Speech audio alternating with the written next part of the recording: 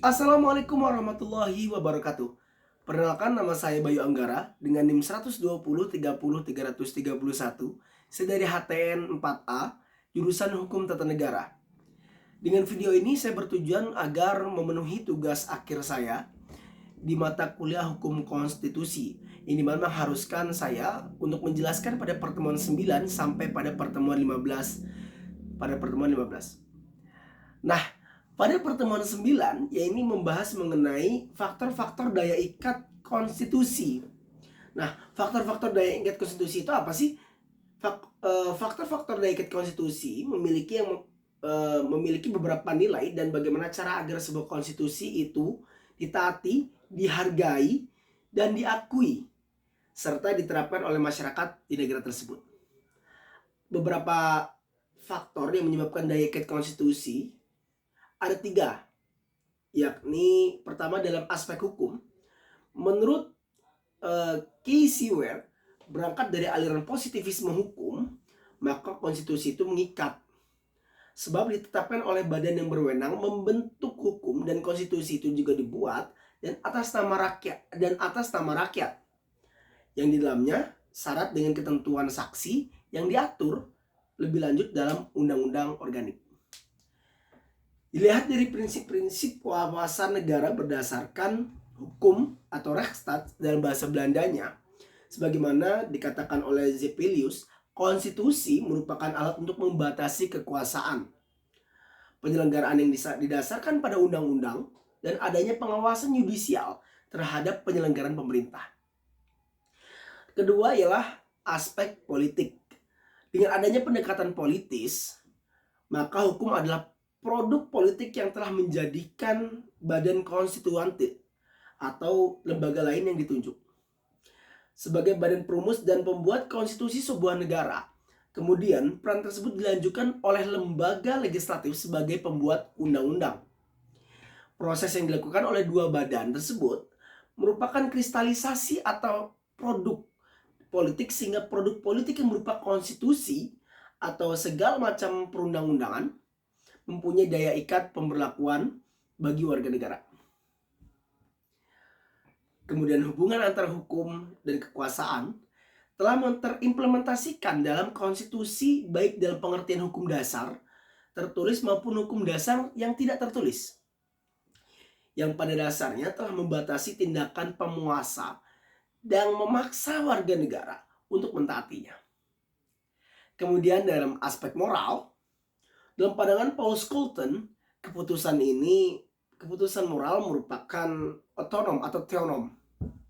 Teonom berarti hukum abadi, bermaksud kehendak ilahi yang senantiasa mengarahkan segala ciptaannya ke segala arah yang sesuai dengan tujuan mereka, yakni landasan yang terdalam dalam suatu tujuan hukum dan peraturan.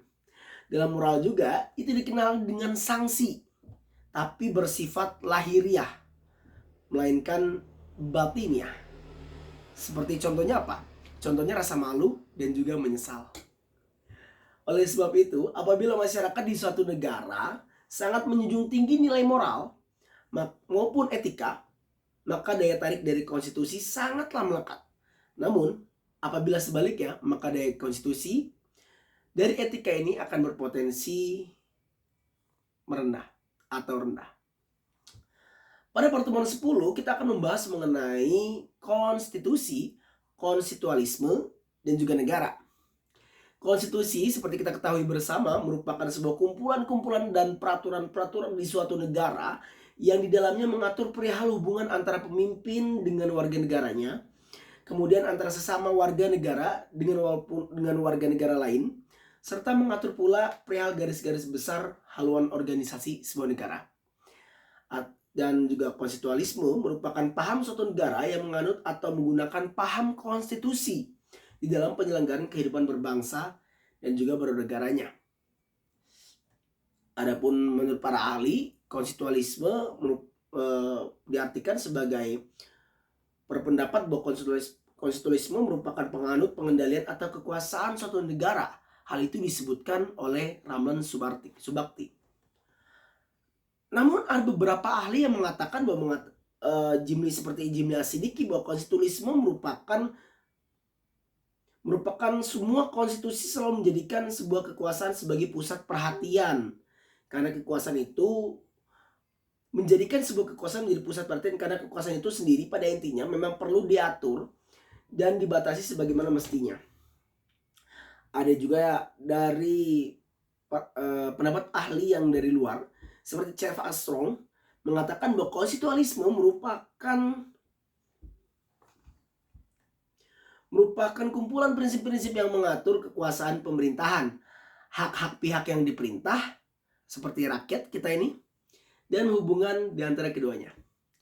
Adapun negara, semester lalu kita sudah membahas ya tentang mengenai negara. Apa itu negara? Mungkin kita akan mengulas terlebih dahulu.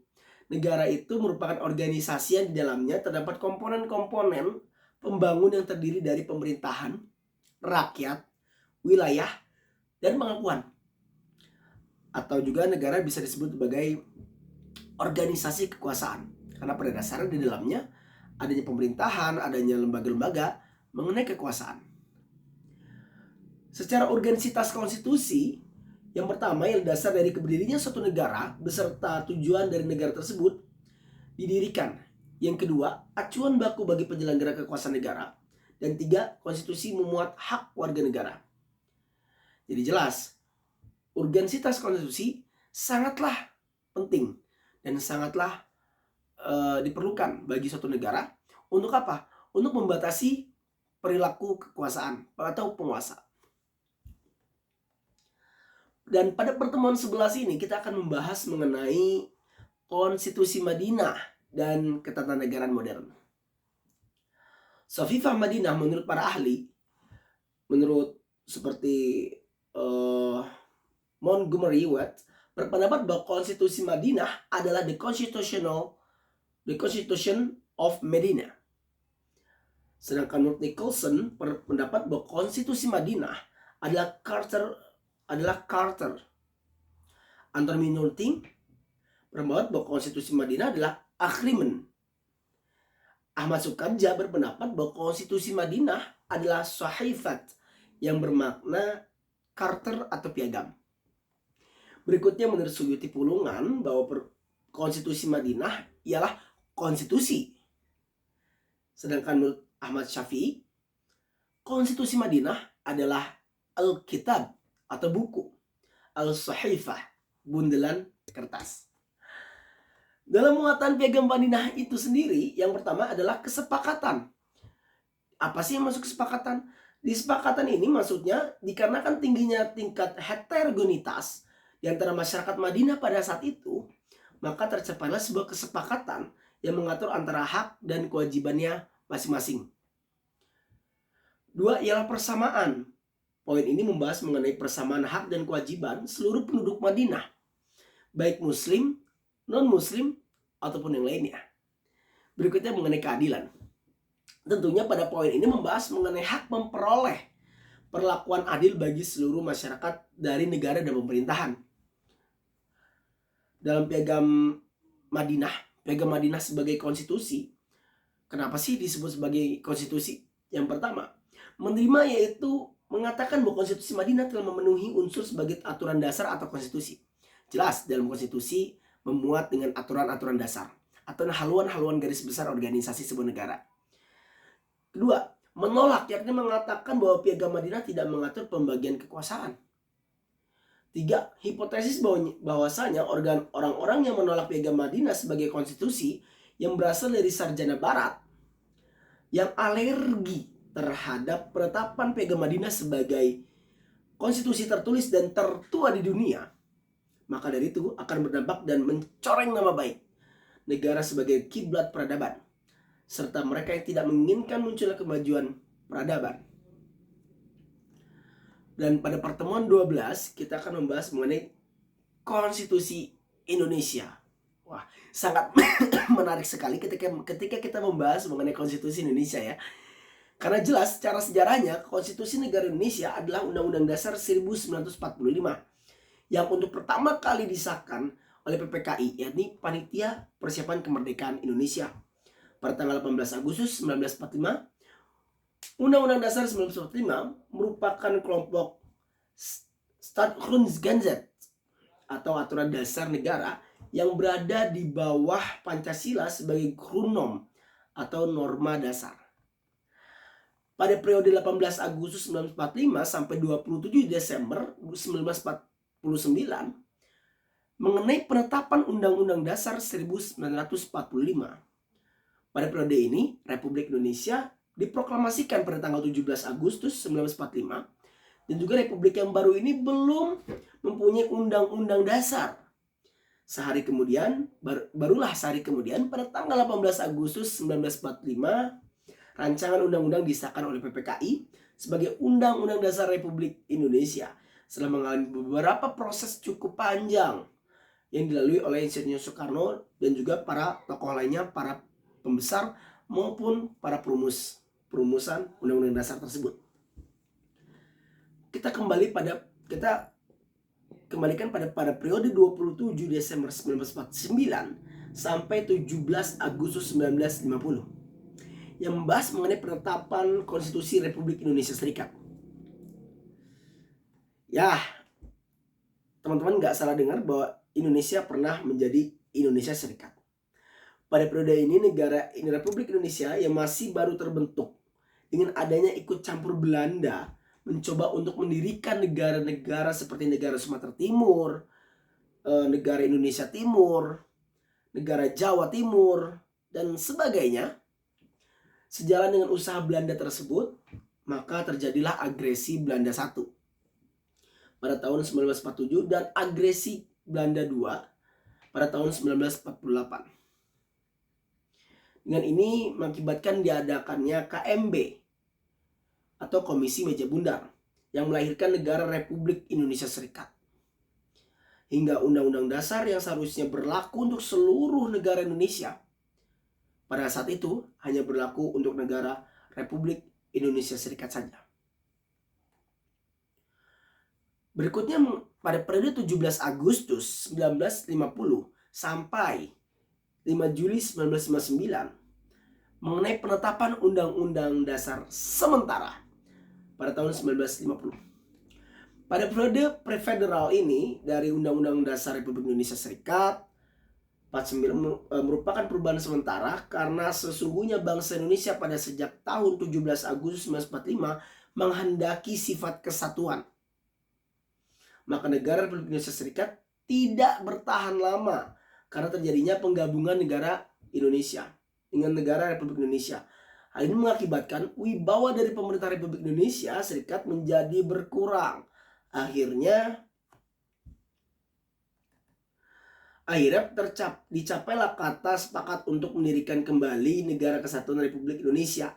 Bagi negara kesatuan yang akan didirikan jelas perlu adanya satu undang-undang yang baru dan untuk dibentuklah suatu panitia bersama yang menyusun suatu rancangan undang-undang dasar yang kemudian disahkan pada tanggal 12 Agustus 1950 oleh Badan Pekerja Komite Nasional Pusat dan oleh Dewan Perwakilan Rakyat dan Senat Republik Indonesia Serikat pada tanggal 14 Agustus 1950 dan berlakulah pada tanggal 17 Agustus 1950.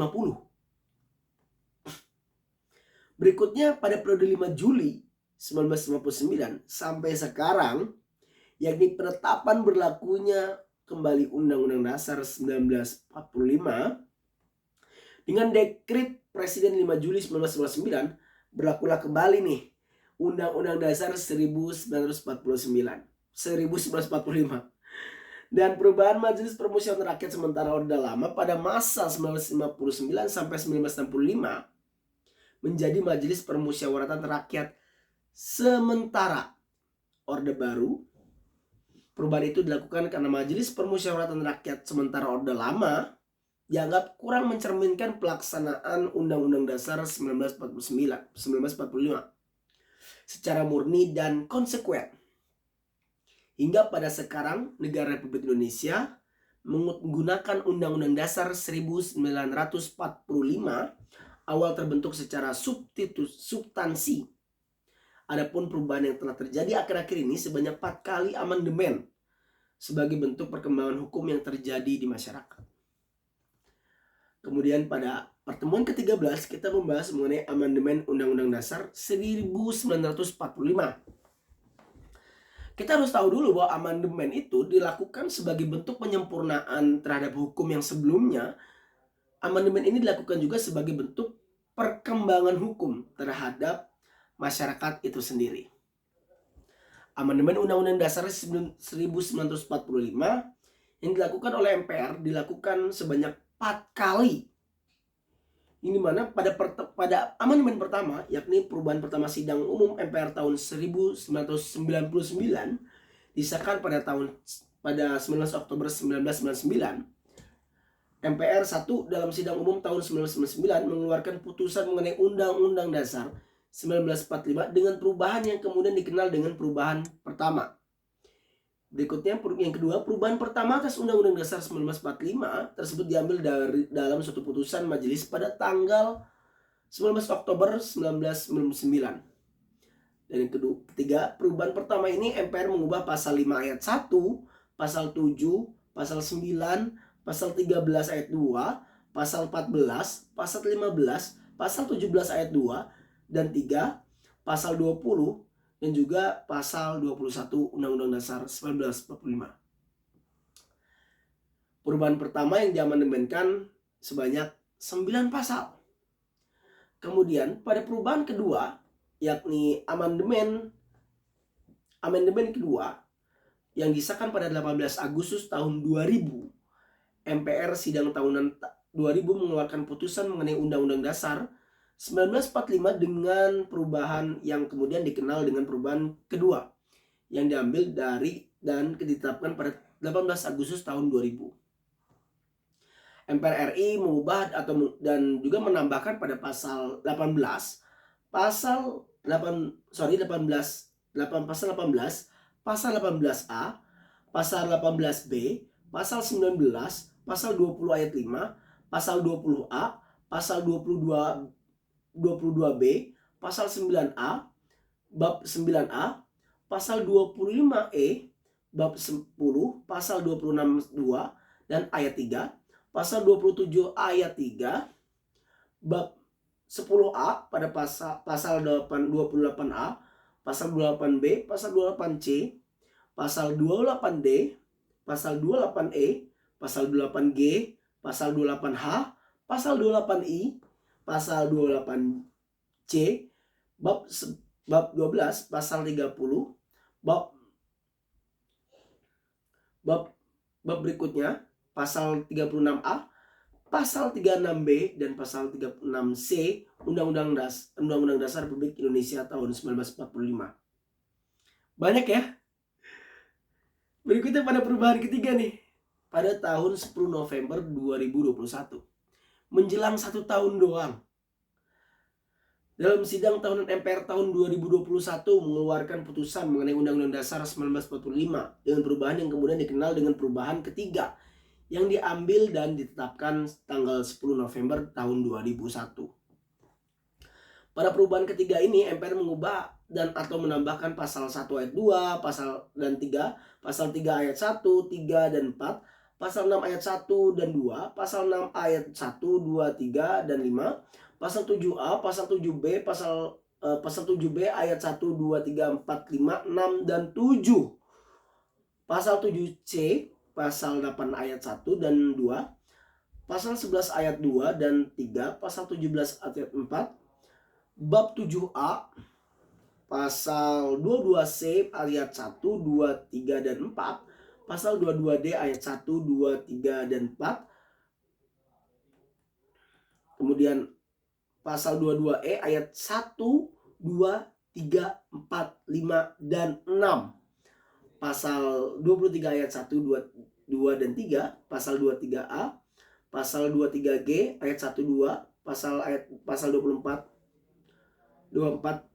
ayat 1 dan 2, pasal 24A ayat 1, 2, 3, 4 dan 5, pasal 24B ayat 1, 2, 3 dan 4, pasal 24C ayat 1, 2, 3, 4, 5 dan 6 Undang-Undang Negara Republik Indonesia 1945.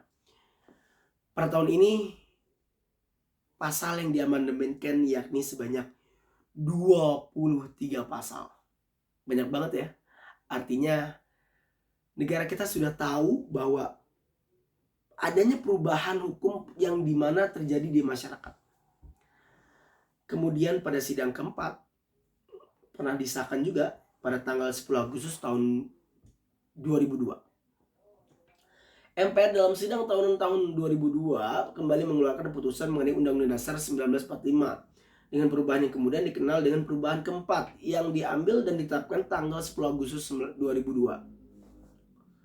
Pada perubahan keempat ini MPR atau menambah MPR dan atau menambahkan pasal 2 ayat 1, pasal 6 ayat 4, pasal 8 ayat 3, pasal 11 ayat 1, pasal 16 pasal 23B, pasal 23D, pasal 24 ayat 3, pasal 33 ayat 4 dan 2, pasal 34 ayat 1, 2, 3 dan 4, pasal 37 ayat 1, 2, 1, 3, 4 dan 5, aturan peralihan pasal 1, 2 dan 3, aturan tambahan pasal 1 dan 2 Undang-Undang Dasar Negara MPR RI mengubah RI 1945. Jadi pada perubahan keempat ini diamanatkan sebanyak 13 pasal serta 3 pasal aturan peralihan dan pasal aturan tambahan. Fun fact-nya, pada tahun ini Mahkamah Konstitusi juga sudah mulai punya landasan untuk berdiri. Jadi dari amandemen yang terjadi memiliki perubahan ataupun penambahan pasal yang disebabkan atas perkembangan kondisi dan situasi di Indonesia saat itu. Berikutnya pada pertemuan 14 ini kita membahas mengenai pengujian konstitusional. Dalam artinya pengujian konstitusional ya untuk evaluasi atau peninjauan ulang terhadap konstitusi yang telah berlaku dalam satu negara tersebut. Dengan maksud untuk peninjauan kembali atas dasar perkembangan yang terjadi dalam masyarakat. Yang pertama mungkin kita mengenalnya dengan judicial review ya. Peninjauan ulang atau judicial review merupakan kewenangan secara absolut yang dimiliki oleh lembaga yudikatif, khususnya pada Mahkamah Konstitusi. Hal ini didasarkan pada amandemen ketiga, pasal 24C tentang Mahkamah Konstitusi. Bertugas 1. Menguji undang-undang terhadap undang-undang dasar. 2. Memutus sengketa kewenangan lembaga negara. 3. Memutus pembubaran partai politik. Dan keempat, memutus perselisihan hasil pemilihan umum. Tujuannya sebagai penganut paham demokrasi memberikan keleluasaan warga negaranya dalam berpendapat, termasuk dalam hak konstitusinya. Judicial review juga bertujuan untuk menjamin berfungsinya sistem demokrasi dalam hubungan perimbangan peran atau interplay antara cabang kekuasaan, legislatif, dan juga eksekutif. Dan serta lembaga peradilan atau judiciary. Dengan kata lain, constitutional review dimaksudkan untuk mencegah terjadinya pendahuluan kekuasaan oleh satu cabang kekuasaan sedemikian rupa sehingga cabang kekuasaan lainnya. Tujuan juga untuk menstabilkan atau mengintegrasikan ketiga lembaga kekuasaan agar tidak terjadi tumpang tindih dan adanya dominasi. Karena jika ada penyelewengan, tujuan negara tidak akan sampai kapanpun, malah bisa menjadi negara anarki atau oligarki. Berikutnya, judicial review juga bertujuan sebagai perlindungan hak warga negara secara vertikal maupun horizontal, sehingga perlindungan warga negara dinilai sangat serius sebagai haknya dalam menjalankan peran dan fungsinya dalam bernegara.